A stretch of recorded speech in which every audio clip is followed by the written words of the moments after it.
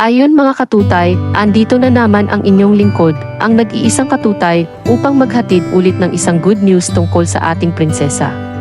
At bago ang lahat, binabati ko muna kayo ng isang magandang araw sa inyong lahat. At huwag din nating kakalimutang suportahan ang Team Kalingap sa pamumuno ni Kuya Val Santos Matubang. Ayan, kwentong pasalubong muna tayo mga katutay, dahil pinuntahan ni Kalingap Ian Ramirez ng maagang-maaga si Reyna sa kanilang bahay para ihatid ang kanyang dalang pasalubong galing sa Baguio. Medyo naghintay pa nga siya para makausap si Reyna, dahil ito ay kasalukuyang nagbibihis para pumasok sa school nung dumating siya. Napaka-thoughtful talaga ni Kalingap Ian kay Reyna, kahit kailan at kahit nasaan man sila ay palaging nakaalalay ito sa prinsesa. At kahit mga mumunting bagay ay binibigyan niya ang ating prinsesa.